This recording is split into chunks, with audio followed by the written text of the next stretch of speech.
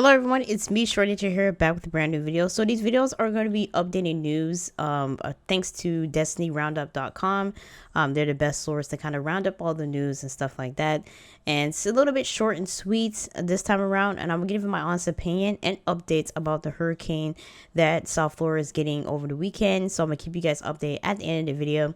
But I want to discuss some things that I came across about Season of Destiny 2 Year 3 and what we should suspect from the new seasonal XP progression that was the most talk of the town throughout Destiny 2 yesterday.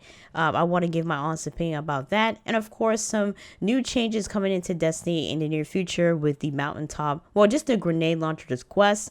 They're gonna be having some new quest lines or new guidelines to get those weapons a little bit more quicker and not so daunting like how it is now.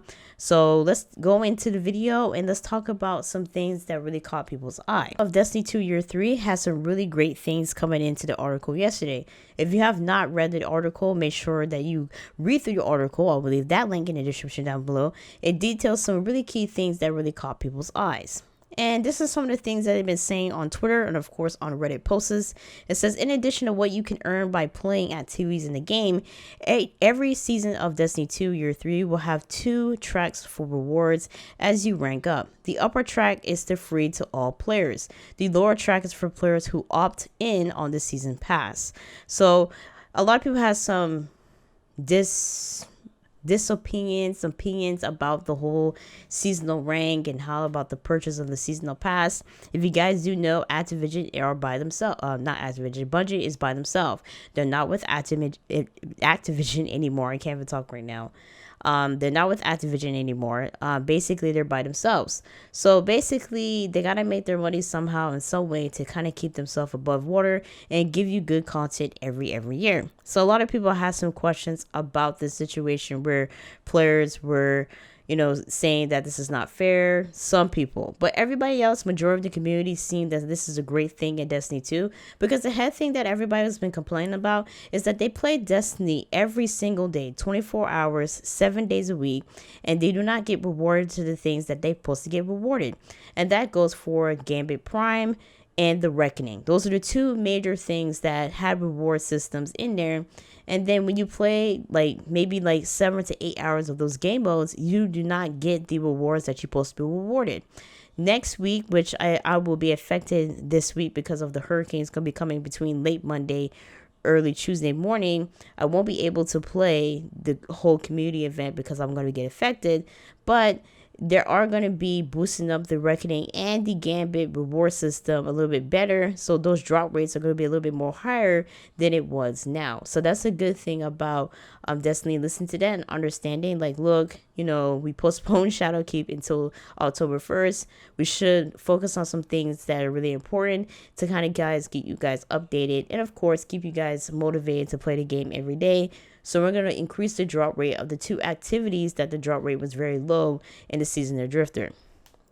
Now, if you guys do know, the Season of Drifter drop rate was very low, and people just stopped playing Gambit Prime and the Reckoning altogether because the drop rate was so bad. So having this seasonal XP progression is something really good for people. There's going to be some new rewards. If you're a free person, that reward will give you at rank 35 or rank 52. Depends on what reward that you want. I think the exotic hand cannon is at rank 25 or 52. But if you buy the Premier Pass or the Premier Seasonal Pass, you will automatically get that weapon on rank 1. So that is something that's really good. And it's a little bit different from Black Ops 4's seasonal tier system where you did bought the seasonal or the Premier Pass, but at the end of the day, you still have to buy call points to get to that rank in order for you to try out the new weapon. The weapon don't drop for you when you have the Premier Pass. And that was a kind of like a disadvantage and unfairness to the COD players who did bought this game $100 worth of this game, and they're Premier Pass holders and did not get to try out the first weapon at first hand. They still have to buy COD points and rank themselves to the tier system so they can try out the new weapon that drops for each of those seasonal pass. So that's a good difference about Destiny 2, about how their Premier Pass works. A lot of the Premier Passes that I came across, like Fortnite and Dauntless, are having the same track record that Destiny is following. And Destiny did mention that in their article yesterday about you guys seeing some of this things in games, which is true. We do see some of these, seasonal tier systems in most games, and that's where most games are going towards, because they see that, okay, Fortnite is making all this millions and billions of dollars, so they're thinking that they can do the same thing too.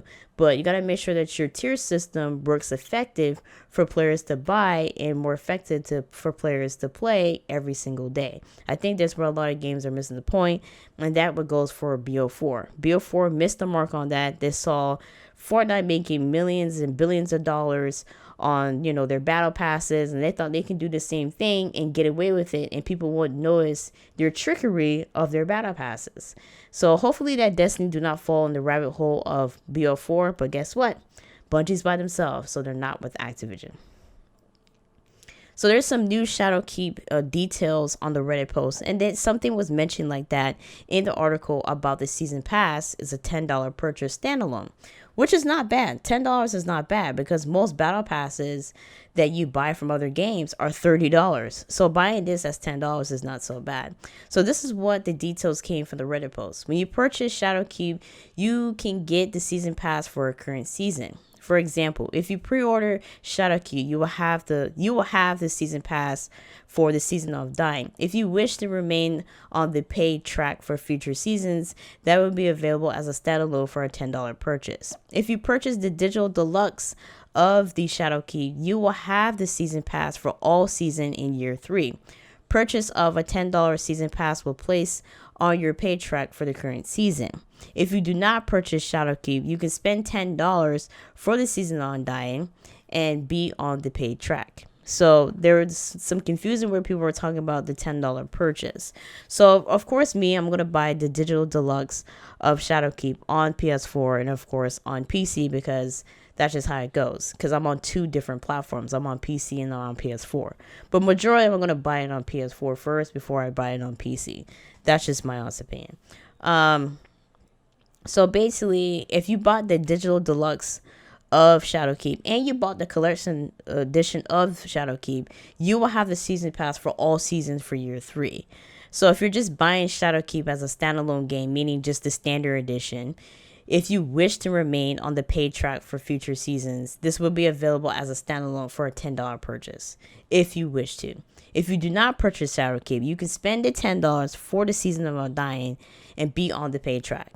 So let's say you don't want to buy Shadowkeep, you're not really interested in Shadowkeep, but you are interested of the Season of Undying, you can spend $10 on that, which is not bad. So I don't know why people are having a fit about the whole situation with the Battle Pass, because if I'm not mistaken, most Battle Passes like Fortnite, Dauntless, and BO4 are $30, but if I'm not mistaken, BO4's Battle Pass is $50. So a $10 purchase of this as a standalone purchase, that is not bad. But for me, I'm going to get the digital deluxe edition of the game, because that's just me and I love Destiny. So I mean, it really depends on you guys, and that's a good thing that Destiny's giving an opportunity to buy whatever version of the game that you would like to buy. And don't forget, you have Destiny 2 New Light, and Destiny is going to be a free-to-play game in the near future. So, having this opportunity is pretty good. They got to make their money somehow to make up the rest of the parts of the things that they're losing. Like, you're going to get all 3 previous expansions with Destiny 2 New Light, and then you have the other expansion like Forsaken and Shadowkeep that you can purchase if you want to. You can purchase Shadowkeep and don't have to purchase Forsaken. That's usually the case. But if you want all the weapons that your friends have, you can get Forsaken and Shadowkeep. That's really up to you. So that's a good thing that Destiny is giving you an opportunity to pick and choose what you feel like you have to buy. You don't have to get Forsaken if you don't want to. You can just jump right into Shadowkeep. So that's a good thing about that. Unlike in the previous years when you had to buy all the additions in order for you to play Shadowkeep, which really didn't make any sense. So Destiny see that wasn't really a good thing to be, that wasn't really a good business sense for their future. And they saw that was driving away a lot of players, and a lot of players weren't playing Destiny. So, I understand where people are coming from. Like, they're always asking for money. They're always asking for this. But now in 2019, you're kind of seeing that is the new genre. That is the new thing about gaming. It's all about battle passes nowadays. Everybody's doing it now. So I'm kind of used to it. I can't complain because every time you buy a new game nowadays, that is what they're mentioning, battle passes. They're not doing the DLCs anymore because they know they weren't making any money with DLCs. They're going to make a lot of money with battle passes because everybody's going to have the opportunity to play it. They are aware of the Iron Banner quest step, the Headstrong Cheese.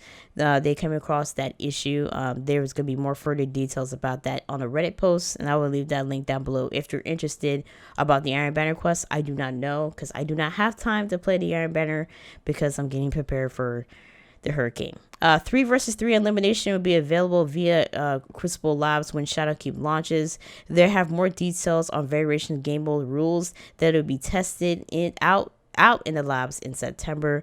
There will be a few exact about PvP. They will be sharing with you with a little bit more closer to launch which maps are going to be on the hiatus and glory changes and etc. But not this week. And of course, they're going to be at PAX West this week. And if people are getting to test out the new PvP maps, Widow's Core, which is a very favorite game map of mine in Destiny 1, is making a return back into Destiny 2.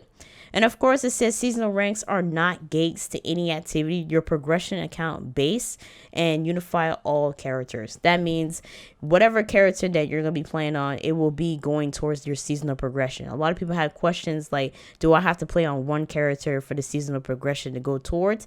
No, it doesn't matter. All 3 characters will make sure that your seasonal progression will go towards that progression. So that's a good thing. And seasonal ranks are not gated. They're not blocked by raids or any activity. It doesn't matter what activity you're going to be playing. All that progression will go towards that tier system. So that is something that you should look forward to in Destiny 2. So that is a clarification that they had to clarify because people had questions about, do I have to do a Pacific raid to get my rank a little bit more faster? There's been some games, they tend to do that, like, oh, you have to do this and your progression will go faster. Some games, but of course Destiny understands, like, no, it doesn't matter what activity you do, your progression will go towards that tier system. Now, you guys do know about the whole weather system and everything going on. I will be on the hiatus myself. I will be MIA between Saturday and Sunday. So that's why I'm posting this video now. I will have an update video of me in preparation of my hurricane and my hurricane supplies that I got this couple of hours ago. I just got home. Right now I'm cleaning my room just in case my brother do come over. So I'm cleaning my room just in case he has to put the cat somewhere, give the cat a little space or something like that. He's probably gonna be on top of the table, whatever. I don't know. Let him run around free. So I'm going to be MIA this weekend, Saturday and Sunday, because we're getting preparations. So this is going to be my last video for the week. Maybe I can post another video detailing something about Destiny 2. But I want to put in this video kind of explaining everything for the past week or so. If you guys have any questions or any concerns, let me know in the comment section down below. And I will try my best to answer them as much as I can. Thank you for all the support you have done on the channel. If you do enjoy the content, just feel free to hit the like button. Leave your comments down below. Thoughts and prayers would be really welcome. I can't even talk right now. Would be really welcome right now. Thank you guys for keeping me in your thoughts, and that's really appreciated. And I will catch you guys in my next post.